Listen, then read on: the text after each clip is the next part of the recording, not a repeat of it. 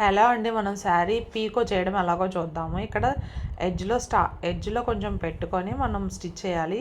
ఇలా Usha wonder stitch machine అయినా ఏదైనా ఇలాంటి మోడల్ మిషన్స్కి ఇలాగే పెట్టాలి. సిలో పెట్టాలన్నమాట. జిగ్జాగ్ స్టిచ్ వస్తుంది. నెంబర్ 2లో పెట్టాలి. పీకో పాదాన్ని సెట్ చేయాలన్నమాట. పీకో పాదాన్ని సెట్ చేస్తే ఏమవుతుందంటే పీకో పాదం కొంచెం కర్వ్ తిరిగి ఉంటుంది అనమాట. ఆ కర్వ్లోకి క్లాత్ ఫోల్డ్ అవుతుంది. ఇదిగోండి చూడండి, ఈ విధంగా చూడండి ఎలా ఉంది. ఇదిగోండి చూస్తున్నారు, కనిపిస్తుంది కదా. మనం అలా కొంచెం వంగరగా క్లాత్ని కొంచెం ఫోల్డ్ చేసినట్టుగా పట్టుకుంటే ఆ ఫోల్డింగ్ అంతా కరువులోకి వెళ్ళిపోతుంది. కరువులోకి వెళ్ళిపోయి జిగ్జాగ్ స్టిచ్ పడడం వల్ల మనకి పీకో చేయడం అయిపోతుంది. ఈ విధంగా పీకో చేస్తామన్నమాట.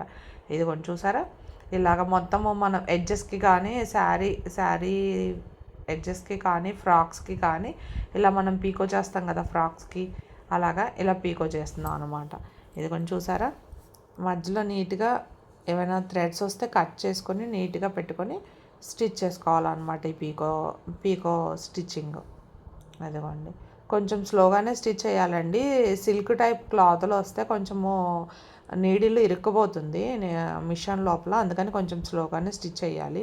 అలా అని మరీ స్లో కాదు. థ్రెడ్స్ వచ్చినప్పుడు ఒకసారి చూసుకోవాలి. థ్రెడ్స్ అవి ఏమీ లేకుండా నీట్గా పట్టుకొని కట్ చేసుకోవాలి. ఇదిగోండి ఇలాగా.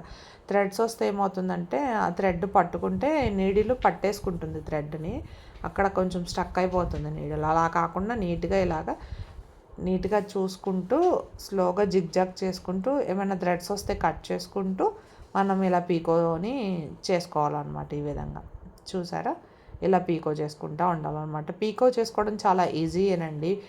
జస్ట్ మిషన్ తొక్కడం వస్తే చాలండి. జస్ట్ అంతే.